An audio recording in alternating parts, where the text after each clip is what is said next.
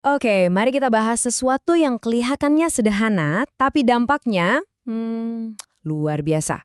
Pernah kepikiran nggak kalau cara kita memandang uang itu bisa benar-benar mengubah masa depan finansial kita? Coba-coba deh, ingat-ingat lagi. Kapan pertama kali Anda dengar kalimat ini? Waktu SD? Waktu SMA? Atau mungkin pas pertama kali dapat kerjaan dan lihat slip gaji pertama? Soalnya buat kebanyakan dari kita, ya, kalimat ini tuh kayak udah jadi program yang ditanam di kepala kita dari kecil. Seringnya sih ya dari orang tua, dari lingkungan kita.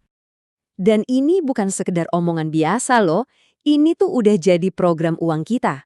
Anggap aja kayak operating system di komputer yang jalan terus di belakang layar, ngatur semua keputusan finansial kita, seringkali tanpa kita sadar. Tapi gimana kalau program itu ternyata ada bugnya? Nah, sekarang ayo kita coba tantang keyakinan utama yang udah tertanam itu. Pertanyaannya simple, tapi ngena banget. Emangnya cari uang itu susah buat semua orang? Coba deh, pikirin bos Anda, klien Anda, atau mungkin ada saudara atau teman yang kelihatannya sukses banget. Di sini nih, mulai kelihatan bedanya. Program di kepala kita bilang, cari uang itu perjuangan berat. Tapi realitanya, buat mereka kelihatannya gampang-gampang aja kan? Nah, fakta ini nunjukin kalau susah itu bukan hukum alam soal uang. Itu cuma sebuah perspektif, cuma program yang beda. Dan inilah glitch-nya, celahnya. Jadi kalau program kita yang sekarang ini nggak berjalan dengan baik, solusinya gimana?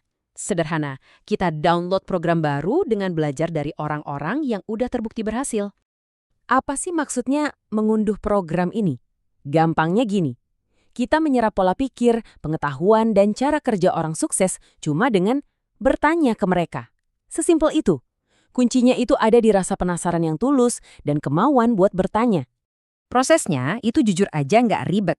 Pertama, cari orang yang menurut Anda cari uangnya lebih gampang dari Anda. Kedua, samperin dan tanyakan gimana caranya. Ketiga, coba serap cara berpikir mereka. Nggak perlu latar belakang khusus kok, cuma butuh keberanian untuk bertanya. Nah, ada cerita bagus banget nih yang pas banget sama poin ini. Ada seorang pegawai bank muda. Dia ini bukannya pengen jadi kayak bosnya, dia malah lebih tertarik belajar dari nasabah-nasabahnya yang kaya raya. Pertanyaan dia simple banget. Ci, ngerjain apa sih? Ini cerdas banget loh. Dia sadar, dia nggak mau ngikutin jalan yang lagi dia tempuh, dia mau hasil akhir seperti nasabahnya. Jadi, dia pilih belajar dari orang yang udah punya hasil yang dia mau. Misinya jadi simple, pahami program mereka dengan ngobrol langsung. Oke, setelah pola pikirnya diubah, kita bisa lanjut ke tahap berikutnya. Menginstal kerangka kerja baru. Kita lihat gimana sih sebenarnya cara kerja pendapatan itu. Orang-orang sukses itu jarang banget cuma ngandelin satu sumber pemasukan. Mereka paham banget ada 3 jenis pendapatan utama. Ada pendapatan aktif, ini yang paling umum, kita tukar waktu dan tenaga dengan uang. Lalu ada pendapatan investasi, di mana uang kita yang kerja buat kita.